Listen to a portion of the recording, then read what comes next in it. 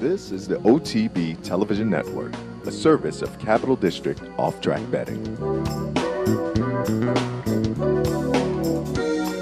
3/4 and 113 and 3, and the newly turned 3-year-olds head for home in the Jerome. And here's El Kabir now to take over the lead. El Kabir's in front. Nasser is running in second. Then Accurate and Australenka. El Kabir has built a 3-length lead and just the 16th of the wire. And on this gray day at Aqueduct, it's the gray colt El Kabir to take the Jerome.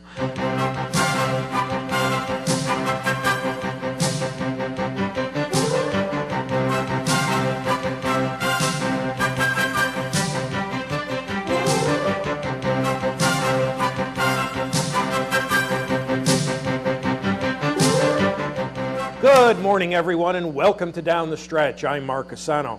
On this morning's show, a Travers winner has died. Eclipse Awards news. We will take a look at some of the finalists in certain categories. We will review a trio of stakes for the 3-year-olds, and we'll welcome in a trio of special guests. Beginning with Mr. Barclay Tagg, who's got Confrontation looking for an upset in this afternoon's Hal's Hope at Gulfstream.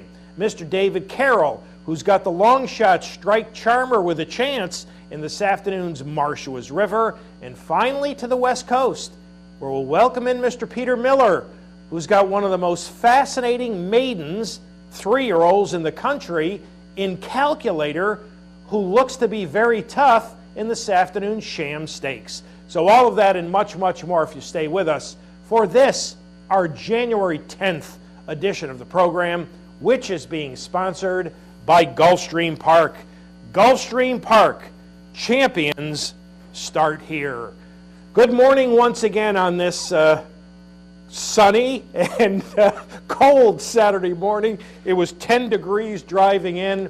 If you were watching Handicappers Report in front of us, you heard Anthony and Jeff tell you that Aqueduct has canceled. I believe Aqueduct experienced the first couple of cancellations of the entire winter meet this past Wednesday and Thursday. They canceled after the second race yesterday and have canceled the Saturday card. Certainly, I would think the Busanda, this afternoon's feature, will be rescheduled. All right, let's get into it. We begin with Thunder Rumble. Shown here winning the 1992 Travers, he has died. The 26-year-old died this past Tuesday following complications of colic at Old Friends Cabin Creek, where he had resided since 2009. Thunder Rumble was trained by the late Richie O'Connell. He won 8 times from 19 starts while earning more than $1 million. His passing came just days after Old Friends hosted an open house. So those in attendance got their final look at the Travers hero.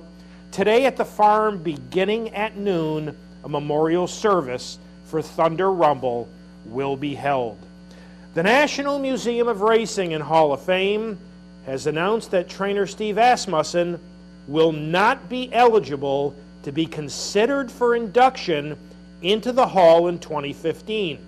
Asmussen is still being investigated by authorities here in New York as well as Kentucky concerning the allegations from the group PETA prior to last year's Kentucky Derby. Now, Asmussen was originally a finalist on last year's ballot, but had his name removed when the PETA video and the accusation surfaced. Asmussen is the second leading trainer in number of victories in North American history and trained Horses of the Year Curlin and Rachel Alexandra. And congratulations to local resident Barbara Livingston.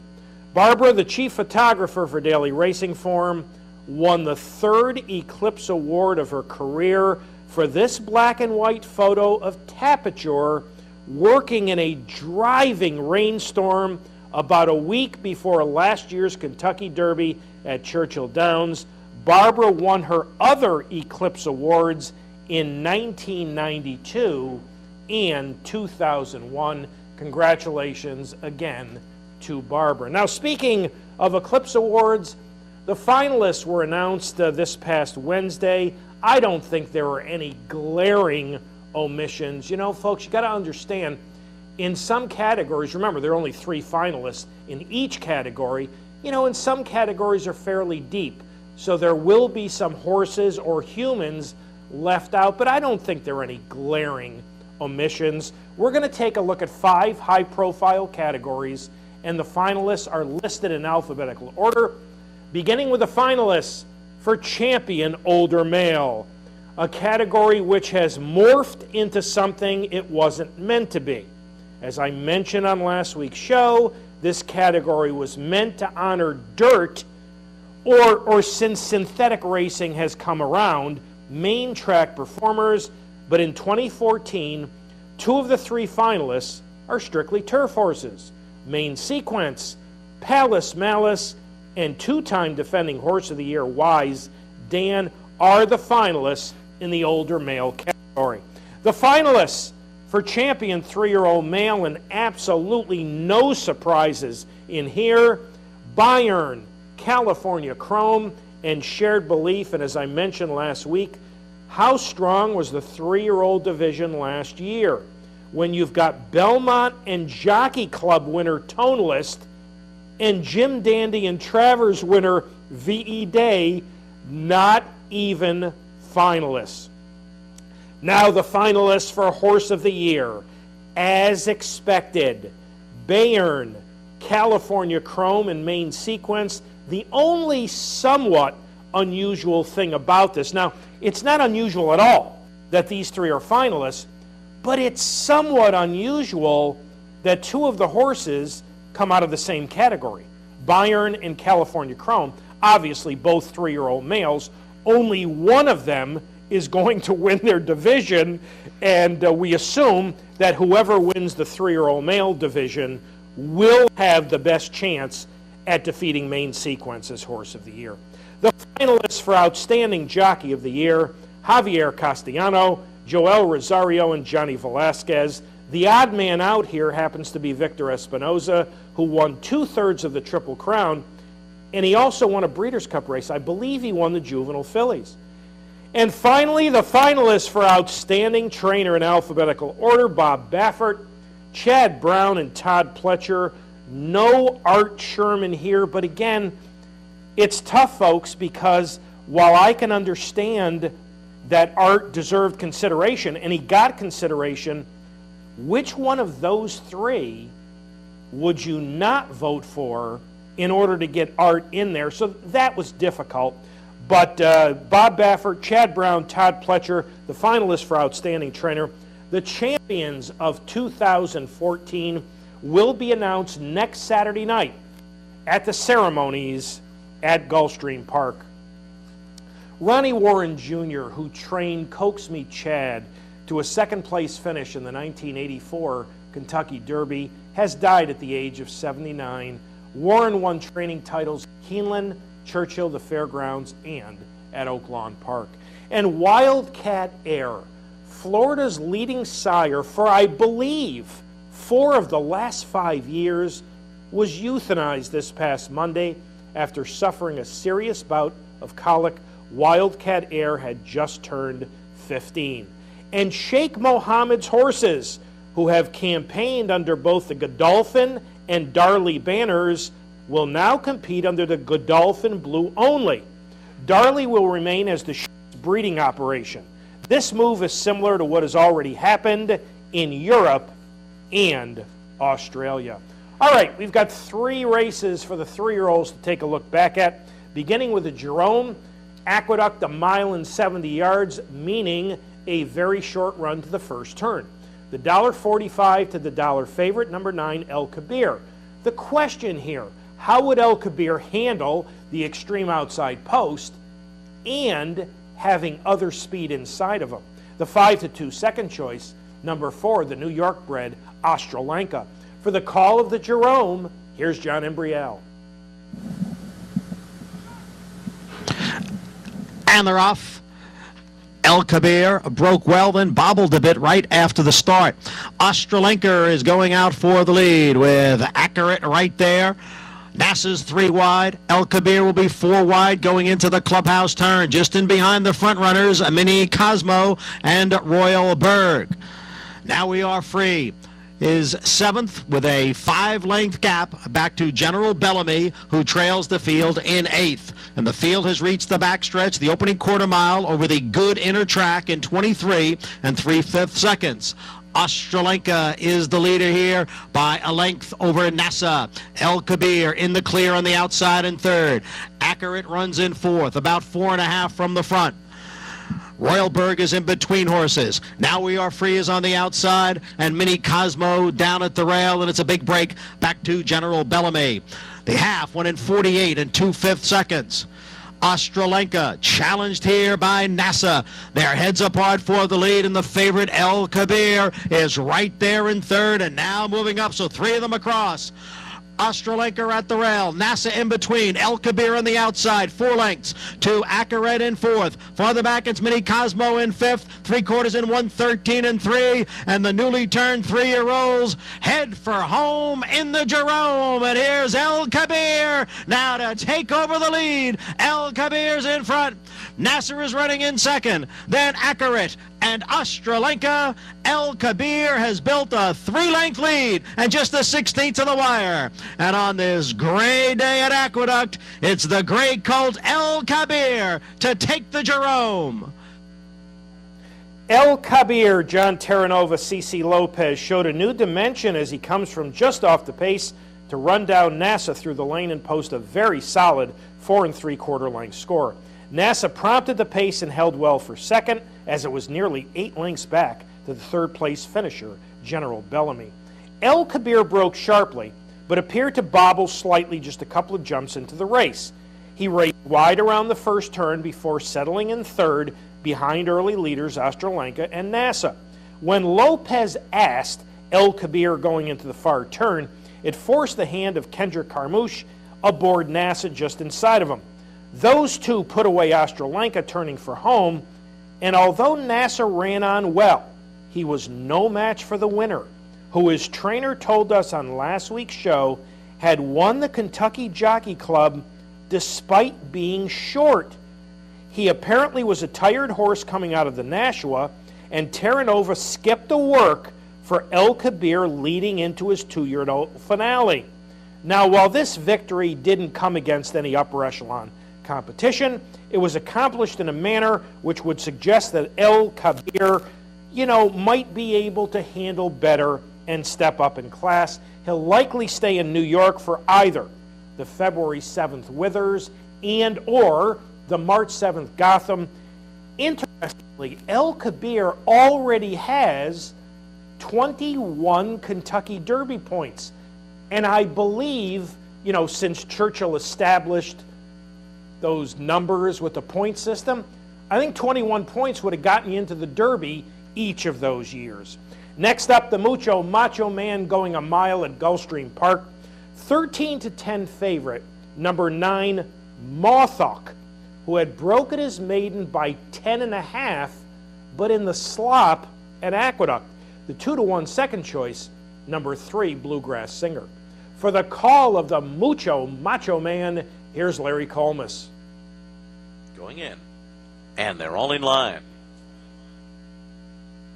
They're racing in the Mucho Macho Man.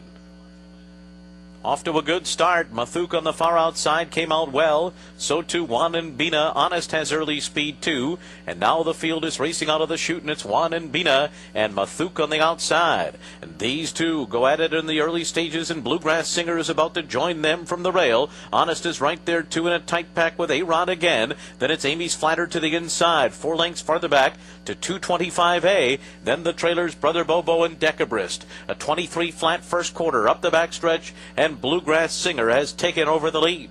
Bluegrass Singer in front. Juan and Bina 3/4 of a length behind in second. Mathuk, the favorite, is third and just outside the leading pair with a half mile to go. And then it's Amy's Flatter followed by Honest, and they went 44 and 4 for a half mile. And now they're going into the far turn. Bluegrass Singer is the leader. Now 3/4 of a length in front with 3 furlongs to go. Mathook second to the outside. Juan and Bina's third. Then it's Amy's Flatter. Brother Bobo's got 5 lengths to make up. Honest is next, and they're coming to the top of the stretch. And it's Bluegrass Singer turning for home in front. Mathook on the outside second. Amy's Flatter cuts the corner in third, and then it's Brother Bobo, and they're into the stretch, and Bluegrass Singer is still going strong. Amy's Flatter has moved up into second. Mathook is back to third. Bluegrass Singer has the lead coming down to the wire. Bluegrass Singer and Javier Castellano in the Mucho Macho Man. Bluegrass Singer, Marcus Vitale, Javier Castellano, despite a bit of an awkward start, fights off early pressure as he goes wire to wire to win the Mucho Macho Man by a length and 3/4 over Woodbine maiden winner Amy's Flatter. Favored Mathook finished third, beaten 10.5. Bluegrass Singer, a consistent son of Bluegrass Cat, who cost only $28,000, was coming out of an impressive victory in an entry-level Gulfstream allowance, also at a mile. Vitale had cross-entered Bluegrass Singer in the 6 furlong spectacular bid, but obviously made the right call by running him here. Now, will he stretch out around 2 turns successfully? That's the major question. Nice effort from the runner-up Amy's Flatter, who kind of caught my eye when he debuted at Woodbine. He could be kind of interesting going 2 turns, but Bluegrass Singer the best in the Mucho Macho Man. Now, we are about to take a look at an entry-level allowance race from last Sunday at Gulfstream. This is exactly the type of race which Bluegrass Singer was coming out of. Now, when I'm looking at young 3-year-olds at this time of year, I am always trying to determine how I think they will stretch out around 2 turns and how I think they will handle additional distance.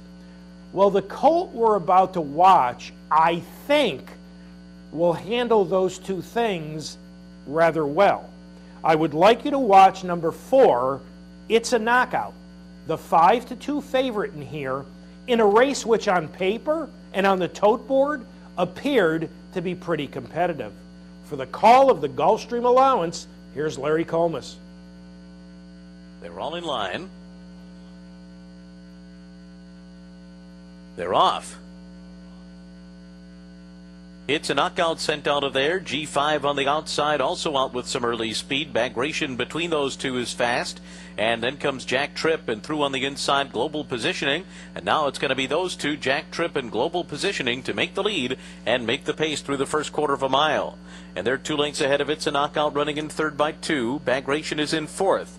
Then hear that tune, G5 to the outside, followed by Dukin' with Dale. And a good way last is Fear the Cowboy. 22 flat was the first 1/4. A hot pace up the backstretch. Global Positioning the leader, Jack Tripp pressing the pace on the outside, second by 3. It's a Knockout follows in third. Then hear that tune, Bagration to the outside.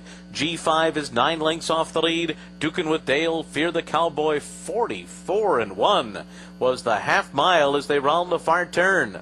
Global Positioning the leader. Jack Tripp sticking with him and coming right back. Now they're on even terms. And It's a Knockout is just to the outside of them. Then it's Hear That Tune, followed by Bagration. Work to do for the others as they come toward the top of the stretch. Jack Tripp, Global Positioning. Here's It's a Knockout on the outside of them. These 3 turn for home after 3/4 in 1:08.4. And there goes It's a Knockout to the front. It's a Knockout has taken the lead, leaving Jack Tripp and Global Positioning behind, and then comes G5 and Fear the Cowboy who are closing late, but It's a Knockout's running away. It's a Knockout by 4 in the end. It's a Knockout, Todd and Luis Saez by a good-looking 5 1/4 lengths. He is owned by the Starlight Partners of Jack Wolf and Don Lucarelli. He is a son of Lemon Drop Kid who cost them $350,000. Now, folks, that is usually at the very top of what Starlight pays for their babies. Frank Brothers, who picks out the babies for them, must really love this individual. He had broken his maiden in his debut and last by a nose. beating a heavily favored Pletcher runner. It's a Knockout looks to me like a colt who will run a long way. He appears to be a grinder who will keep on going. His final running time of 1:35.04 was solid. You know, there were a couple of other mild dirt races that day, but, you know, they were for cheap claimers. One was 2.5 seconds slower, and the other one was almost 4 seconds slower. So time-wise, there was nothing wrong with 1:35. It's a Knockout is a fascinating colt, and we will be paying very close attention to him. All right, let's look ahead a little bit to later on this afternoon around the country. Today at Gulfstream Park, Lee, on the left of your screen, makes his first start since last February's Don Handicap. When he starts in the Howell's Hope, he must overcome the layoff and the rail going a mile. And Commissioner, on the right of your screen, last seen just missing to Tonalist in the Belmont Stakes, returns in today's third race at Gulfstream, a 1 1/16 optional claimer, which may serve as a prep for the Dubai World Cup. At Santa Anita, Hopportunity, who missed much of his 3-year-old season last year, headlines today's San Pasquale. A winner of the Grade 1 Clark Handicap in last, Hopportunity has the opportunity to race his way into the upper echelon of the older horse division in 2015. And Oak Lawn Park, which was scheduled to open yesterday, will not open until next Thursday. Winter weather in Hot Springs, Arkansas, has caused cancellations of not only the Friday card, but today and tomorrow as well. And just a reminder, Aqueduct has canceled the Saturday card. And we are up to our first break. When we return off to South Florida, where we'll welcome Mr. Barclay Tagg. As we go to the break, this spectacular bid from Gulfstream, the 11-10 favorite, number 10, Ready for Rye. So we'll take a look at the spectacular bid to the break. Back with Barclay Tagg right after these messages. They're all in line. They're racing in the spectacular bid. It's Not Me is going to the front. Barbados came out running in second. Ready for Rye is third early and just to the outside of Barbados. Toasting Master is down at the rail. Then Tiscano and Purim's Gold. Break of another 2 lengths back to Big Family. Down toward the inside, Hero of Humor now splits horses, 6 lengths off the lead, and well clear of Morgan's Harbor and Bluegrass Angus at the back. Up front, It's Not Me. Going along on the lead here, It's Not Me ran a 22 flat quarter and leads the way by 1.5 lengths over Ready for Rye in second. Then it's Barbados third, 3 lengths off the lead as they round the far turn. Big Family is next, and then comes Tiscano. Toasting Master still about 6 lengths behind as they come to the top of the stretch. And Ready for Rye draws up alongside of It's Not Me, but It's Not Me is still there at the top of the stretch. It's Not Me in front, Ready for Rye, Barbados running a big one on the outside of them, and Barbados is under a full head of steam. Barbados and Luis Saez have taken the lead, leaving Ready for Rye and the others behind. Barbados has won the spectacular bid. Ready for Rye was second, and then came It's Not Me, followed by Morgan's Harbor.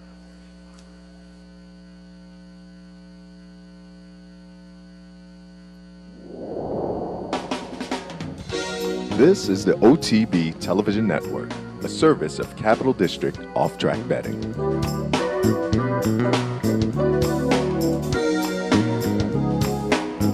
There's nothing like the thrill and excitement of horse racing. And now, the new home for all the best racing and all the top tracks is OTB TV on Time Warner Cable Channel 1250, delivering each day the best racing across the country and around the world, whether it's Saratoga or Belmont here in New York, Florida's Gulfstream Park, or California's Del Mar and Santa Anita race courses. No other network brings you the grandeur of horse racing like OTB TV on Time Warner Cable Channel 1250.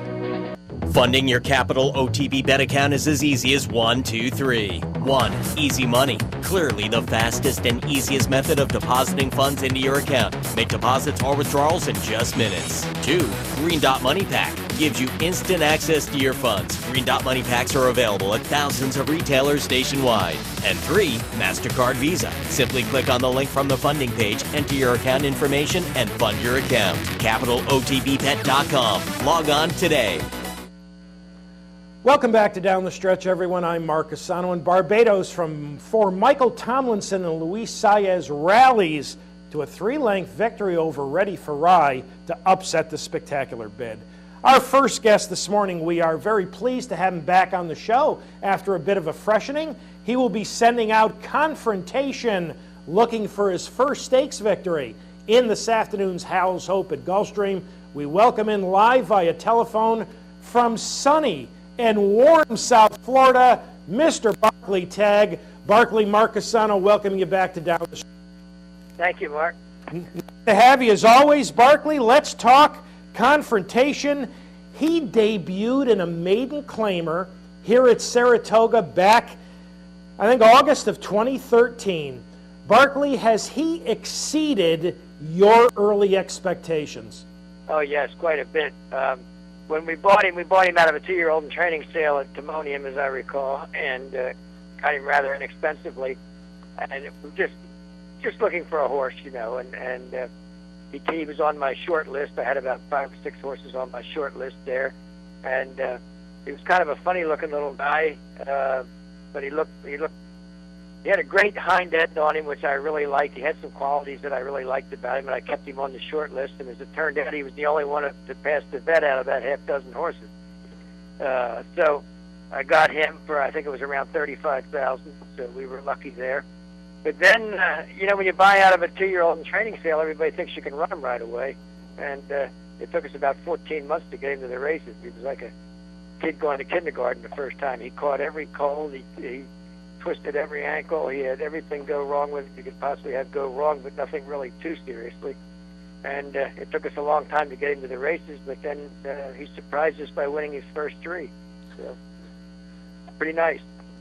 Barclay's only run 9 times as he begins his 5-year-old season today. Have there been issues you've had to deal with along the way with him?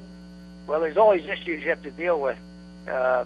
And he does have a lot of them, but nothing serious. You know, he'll pop a curb on you now and then, and you know it'll go away, and just one thing and another, just horse stuff. And fortunately, he's really good right now, so I couldn't see any reason not to run him. And I was hoping to find a little easier spot than this, but in Florida in the wintertime, it's pretty tough. All the good horses are right here. That's right. Barclay, describe, I mean, I know you described him early on when he was at the 2-year-old in training sale, but we're going to have a shot of him on the screen in a moment. Describe him for our audience. How has he developed physically? Well, I think he's developed the right way physically. Like I say, he's not a handsome horse or anything like that, but he does have a great hind end on him. He's well balanced. He has a lot of action up front that I'm not wild about, but he seems to handle that well. One of the horses with the most action I ever saw was Skip Away, and he was a pretty good horse. So anyway, we're pleased that he's back, and we're pleased that he's training well, and you know, they all look good in the winner's circle if you can get them there. That's right. Well, we're about to take a look at his last race back in October at Belmont. This is the Bold Ruler. For our audience, he is number 1 in here. Barclay, talk about this solid second-place finish. Well, unfortunately, in a way, Rajiv Marai had been riding him, and he'd gotten hurt. And we put Joey Bravo on him, who's a very, very good rider, but he didn't know the horse, and the horse is a little quirky. I mean, you've got to wait for him to make that final move. And Joey moved a bit early on him. I put him back on him today because he ought to know him. He ought to know him now. So I think if he just waits to the head of the lane, why he'll do the best he can. And I don't know if he can beat the 1 and the 3 horse. I mean, they have much better figures, but you just never know. They're coming, you know, like Leah's coming off a long layoff, and you just never know. You never know. You've got to run them there, so you just hope for the best. But if it sets up well for him, I think he'll give him a run for their money down the stretch. So the one piece of advice for Joe Bravo later today will be patient. Yeah, wait. Well, Wait. Barclay, up until today, you've campaigned him strictly in sprints, 6, 6.5, or 7. So is the mile distance today a concern for you? Well, certainly, you just never know. You know, like I say, the one horse was very, very good at 1 mile and 8. I think he might have broke the track record that day in the Don, but very good horse. And I don't know if this horse will go a distance or not, but he'll be much more valuable if we can get him to win stakes at 1 mile than just sprinting, I think. So I haven't seen him show me any limitations in that in morning trials or anything like that.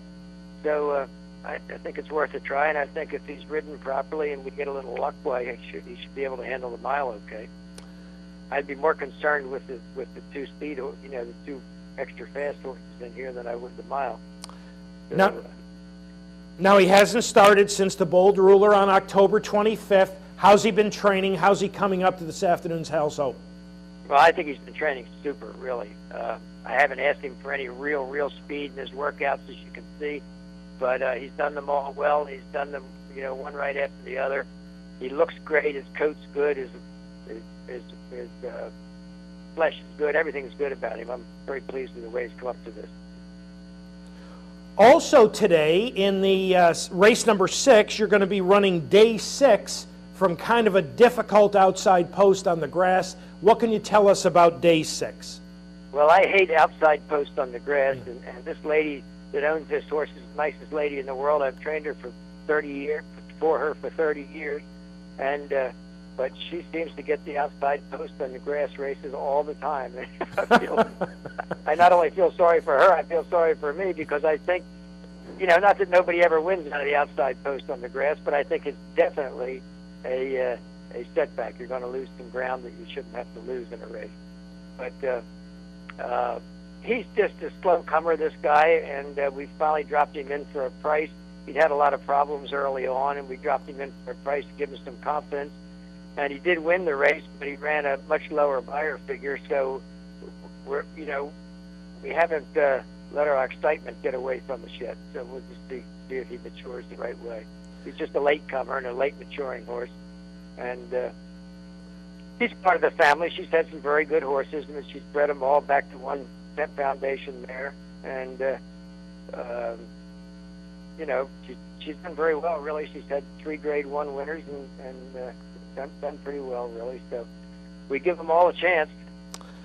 And finally, I want to talk about a recent Gulfstream winner that you had by the name of My Sweet Girl, who broke her maiden at the end of December. It was first-time Lasix that day, and I believe she's a daughter of Bernardini. What can you tell us about My Sweet Girl? Well, there again, she came from the same family, actually. Yep. And most of them didn't even run as 2-year-olds or didn't show much as 2-year-olds and things like that. And I think she's a May horse, too. I think her birthday's the middle of May somewhere. I don't have any of that in front of me, but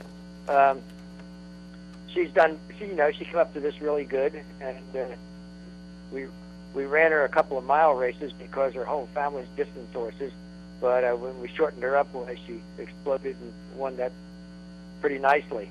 And she's one of the very few that ever showed anything on the dirt at all, so we're going to keep her on that until she shows us different, and then we've got the grass to fall back in, which her family has excelled in most of the time. So. Well, Barclay, it was nice to have you back. Thank you so much for having joined us this morning on Down the Stretch, and all the best later this afternoon with Confrontation in the House Open. Thank you very much. Thank you. Barclay Tagg, ladies and gentlemen, and we are up to our next break when we return back to South Florida, where we'll welcome in Mr. David Carroll. As we go to the break, the grassy Dania Beach and the 19-10 favorite, number 6, Smoke'em Kitten. So we will take a look at the Dania Beach, and we will be back with David Carroll right after these messages. They're all in line. They're racing in the Dania Beach. And it's Wayward Kitten who goes out to the front. Kutusov also with speed to the inside. And right up there, too, is Smoke'em Kitten, who's going to go up 3 wide and challenge for the front as they move for the turn. And then it's mostly Mozart, Cronin the Barbarian, a lot in between horses. Saving all the ground there into the turn is Stormy Whalen.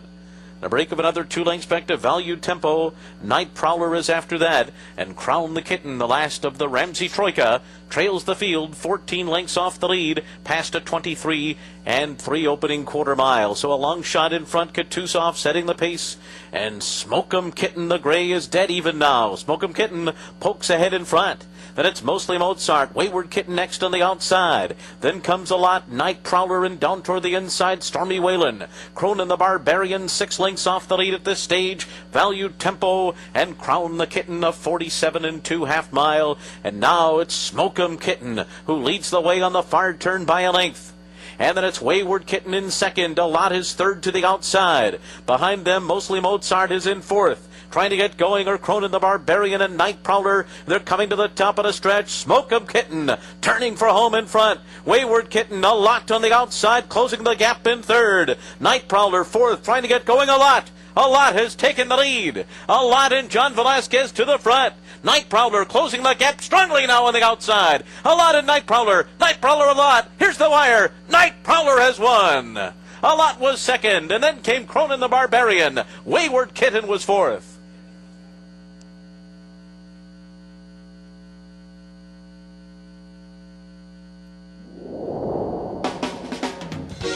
This is the OTB Television Network, a service of Capital District Off-Track Betting.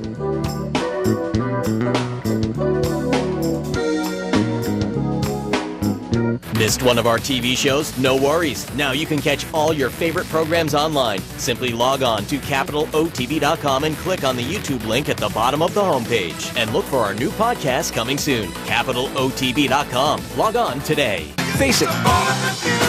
Most horse racing websites are just too much clutter, too much to navigate through. Next time, log on to CapitalOTB.com. Our newly designed website is easier than ever to use, with all the information the professional horse player needs. CapitalOTB.com.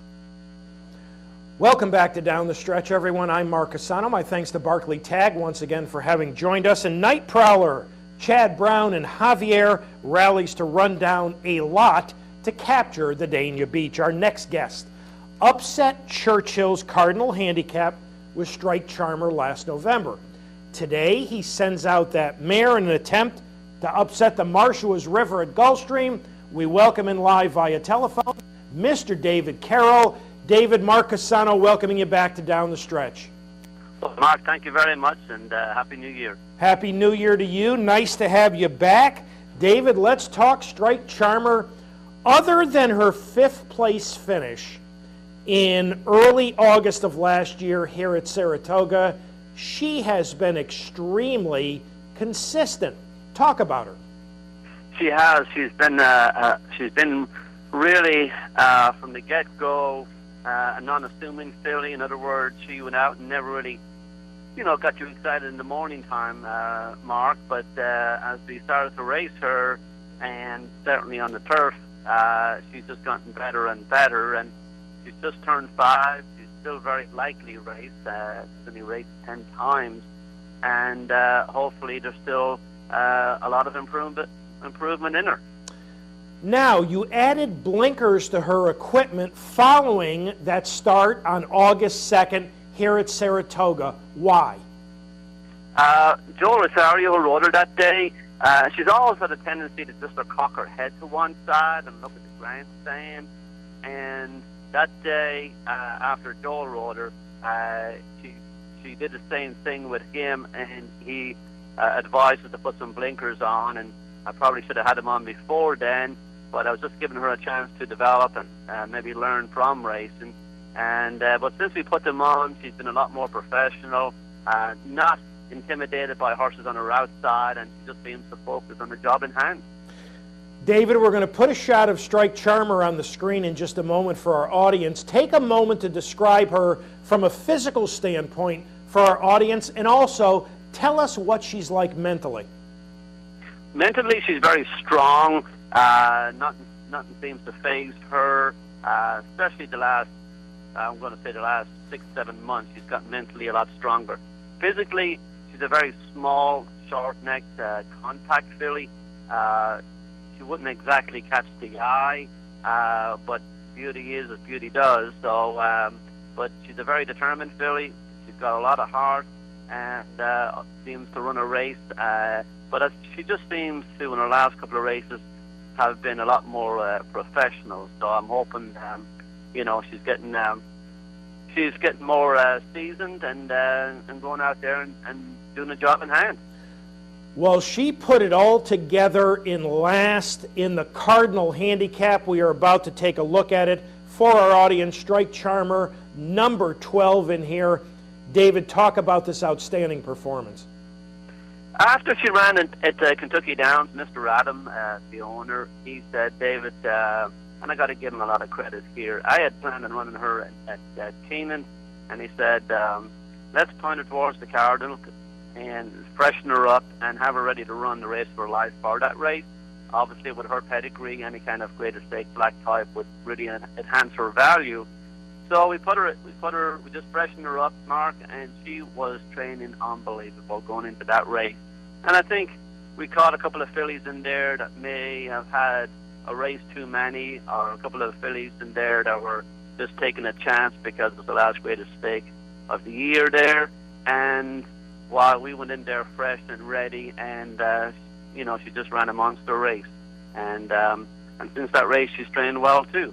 So today is a little bit, I think it's a tougher race, but we'll see how she fits. The turf was labeled good for the Cardinal. Do you think she prefers some give to the course? I think she's run good races, Mark, on a firm turf. I thought she ran a really good race at Saratoga, and for one reason or another, she's getting bumped, or she just wasn't as focused as maybe she should have been, but she seemed to handle the surface just fine.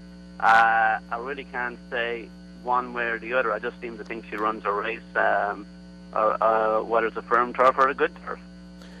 Chris Landeros, who will be back aboard her today, rode her here in the Cardinal. What do you have to say to you after the race? Well, he'd been on her a few times.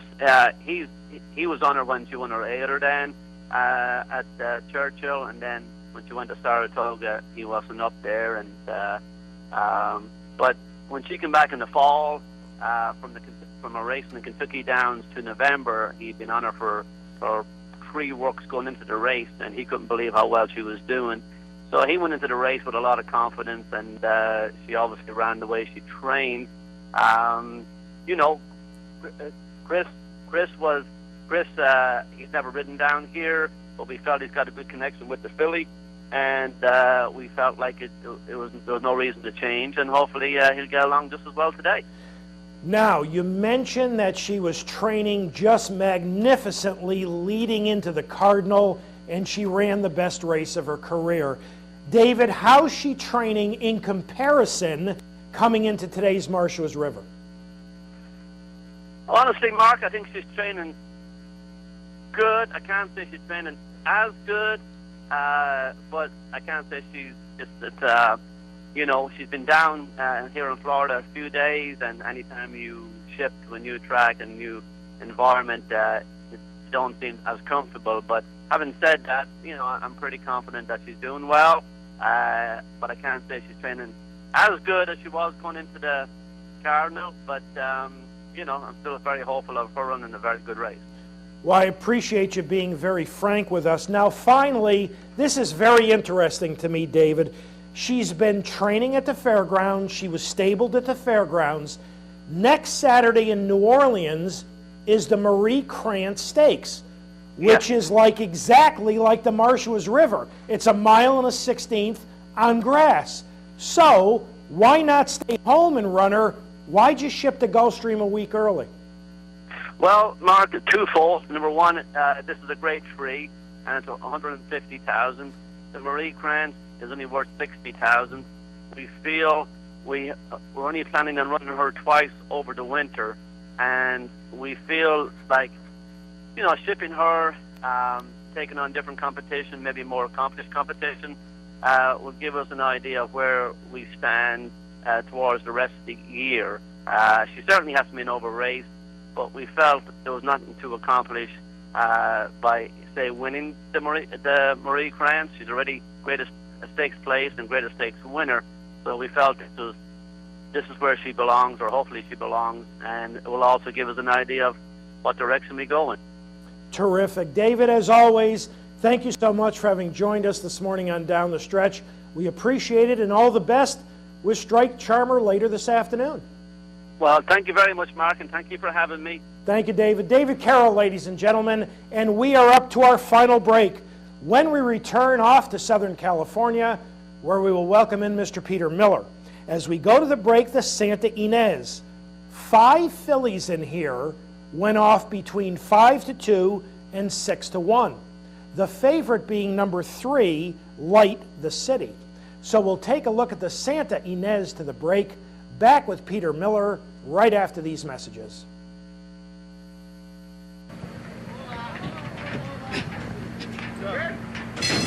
And away they go. Sedur flies out of the inside gate, and Sedur goes straight to the lead. Lady Lake on the far side, XOXO up between those two. Light the City and the Gold Cap is right there too, and then we come back to Callback in 5th. Morning Coffee's in the 6th spot, giving them 5 length start. Behind that comes Henny the Love Penny. Now there goes Rat-a-Tap-Tap on the far side. Rat-a-Tap-Tap's going to have to go wide, but only 3 off the leaders. Last a long way is Conquest Hollanate. Into the turn they go, and Sedur is the leader. Sedur leads it, XOXO in 2nd, Light the City 3rd. Along the inside comes Callback. Lady Lake in the blue now having to be ridden along. On the far side, Rat-a-Tap-Tap is 4 off the leaders. Morning Coffee back in the leading group, and then 4 back to Henny the Love Penny. There's something wrong with Conquest Hollanate. Conquest Hollanate is eased. They come to the top of the lane now, and Sedur goes on. Sedur is sent for home, responds willingly, and it's Sedur in front. Callback in the orange cap looms the danger. XOXO back in 3rd. Sedur goes on strongly for the line, leads it by 3 lengths. Callback in 2nd, but a huge performance from Sedur today. Sedur and Rafael Bejarano, very impressive. Callback 2nd, XOXO 3rd, Lady Lake was 4th.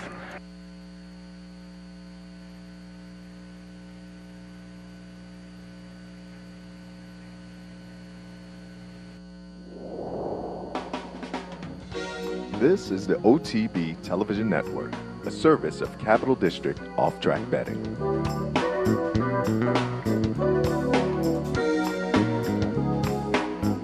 I got it. Watch me. I got it. Hey! I got something that makes me want to shout. I got something that tells me what it's all about. I got a move that tells me what to do. If you don't, brothers and sisters, then you won't know what it's all about.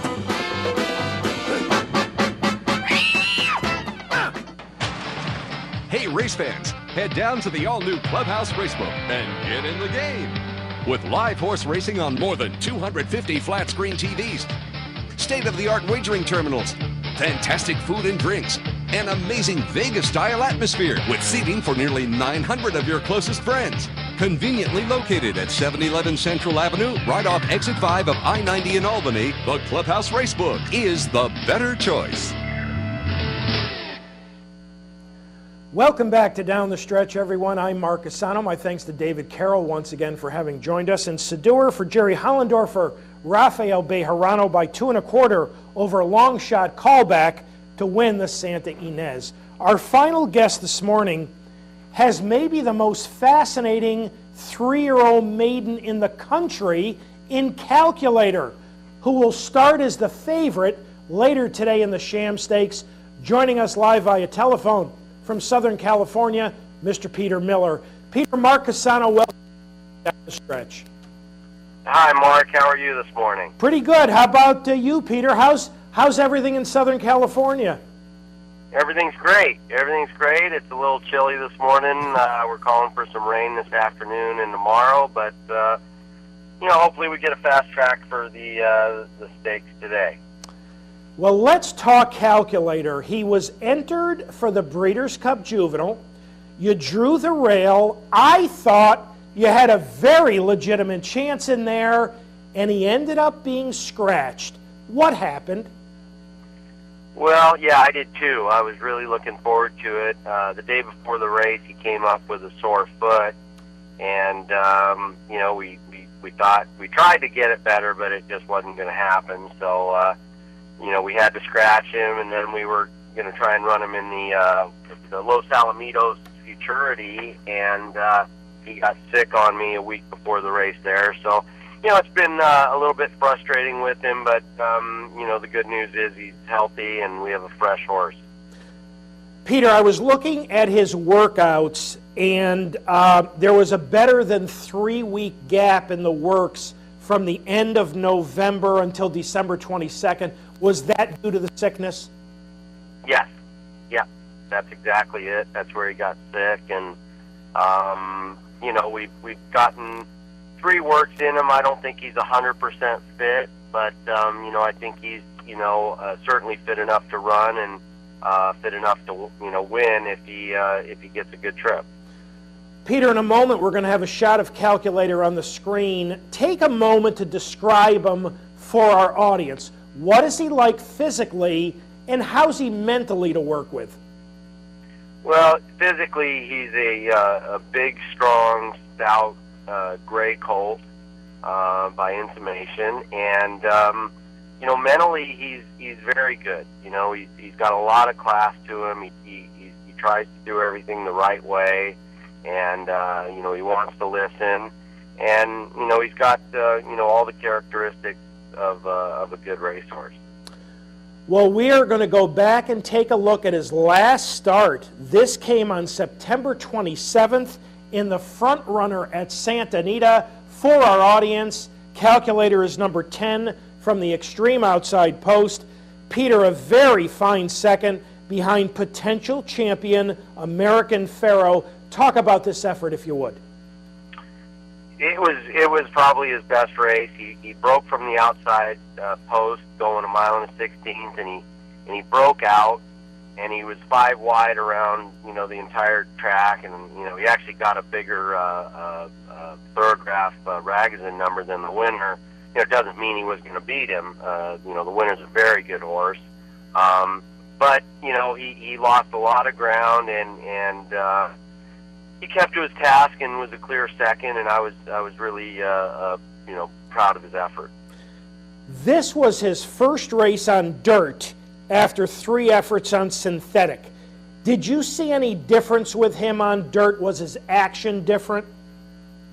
You know, he trains on dirt here at San Luis Rey, and he actually trained better on dirt than he did on the synthetic. So, you know, I think he was a little, you know, handicapped running at Del Mar. I mean, he ran very well, but I think he's a better dirt horse than he is a synthetic horse.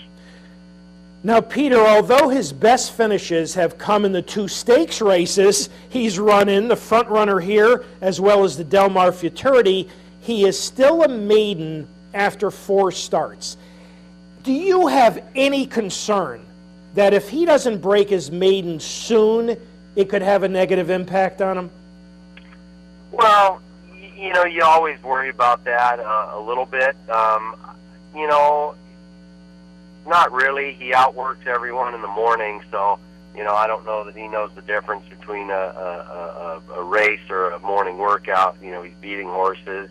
You know, we always have the option. If he doesn't win today, we can certainly drop him back into a maiden race next time if we want. You know, it's not, you know, we're not just running him, you know, over his conditions, you know, because, you know, we're looking to get into the Derby. You know, we're the favorite in the race, and the purse is twice as big as a maiden race, and, you know, so I certainly don't think we're, you know, out of our element, you know, based on his previous performances.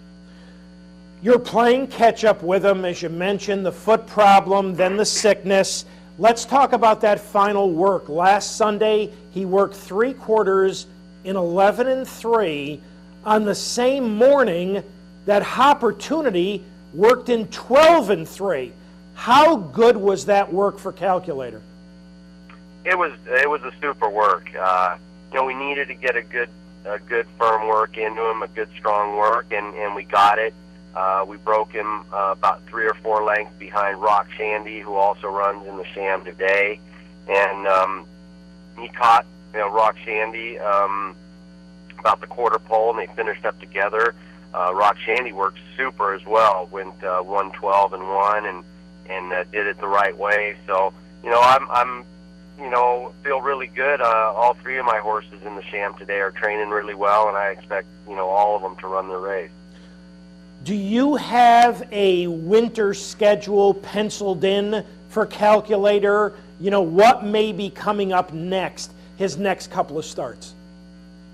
No, I really, we're just playing it one day at a time, one race at a time, and it's the only way you really can in this business. And we're gonna, I'll get together with Mr. Pell after this race, and we'll see how he runs and how he comes out, and then we'll go to our second step in the new year after we get past step 1. You've got 2 others in the Sham, beginning with St. Joe Bay, who was 3rd in the Bob Hope 2-back. He was a close 4th in a grass stakes and last. Tell us a little bit about St. Joe Bay. St. Joe Bay is a really nice horse. We ran him in a maiden 75 at Santa Anita a couple months back, and he won by 10 going a mile, wire to wire. And he's got a lot of speed, so we're going to let him, bounce out of there and show his speed today. And don't be surprised if he doesn't take him a long way or all the way. And as you mentioned, you have Rock Shandy, who was the workmate of Calculator. He's strictly been a grass horse up to this point, so why the switch to dirt today? Well, I had a long conversation with Jerry Crawford at Donegal Racing, and the horse trains really good on the dirt, and there's nothing wrong with having a good grass horse, but as well as he trained on the dirt, we thought this was a really good time to try the dirt and to see how he fares, and he's bred to handle either surface. He's by Lemon Drop Kid, but he's out of a Stormcat mare. And like I said, he trains really well on the dirt. So, I'm excited, to watch all 3 of them run. I think they're all coming into the race well, and it's not an easy race by any means, but I think they'll all give a good account of themselves. You've also got a couple for the San Pasquale this afternoon. Big Casanova, shown here wiring the native diver field in last. Talk to us briefly about Big Casanova.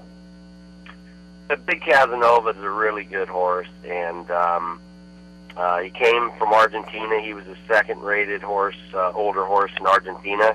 Yet he was also a maiden when he got here. He'd run second in, I think, 3 Grade 1s as a maiden down in Argentina, and we've run through his conditions, and he won the native diver.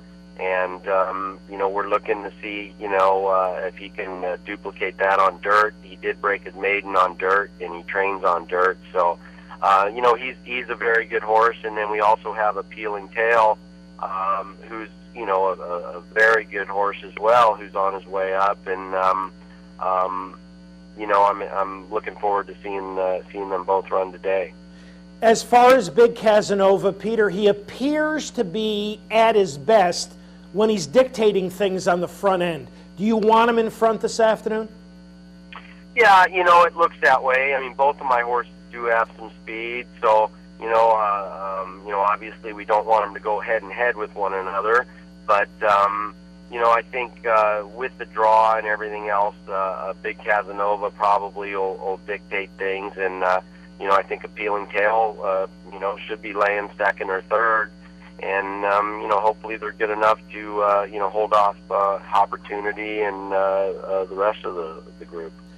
Well, Peter, as always, we appreciate your time. Thank you so much for having joined us this morning on Down the Stretch, and all the best later this afternoon in both the Sham and the San Pasquale. Same to you, and Happy New Year. Thank you. Happy New Year to you. Peter Miller, ladies and gentlemen.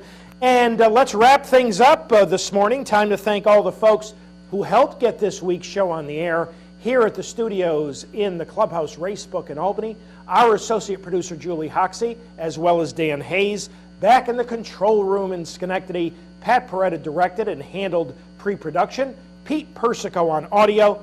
Thanks to this morning's guests, Peter Miller, David Carroll, and Barclay Tagg. And thanks to our sponsor, Gulfstream Park. Gulfstream Park, where champions start. Now, next Saturday, there will be important 3-year-old stakes action at the fairgrounds in New Orleans with a Lecomte for males, where we, I think, should be seeing the Neil Howard trained Eagle, as well as the Silver Bullet Day for the fillies, where Al Stahl's Top Decile is scheduled to make her 3-year-old debut next Saturday. We will have the Sunshine Millions at Gulfstream, the Interborough here in New York, as well as the La Cañada at Santa Anita. So all of that coming up next Saturday. Want to thank you, as always, for having joined us this morning on Down the Stretch. Have a wonderful weekend. Stay warm. Have a terrific upcoming week. And from all of us here at Down the Stretch, we'll see you next week.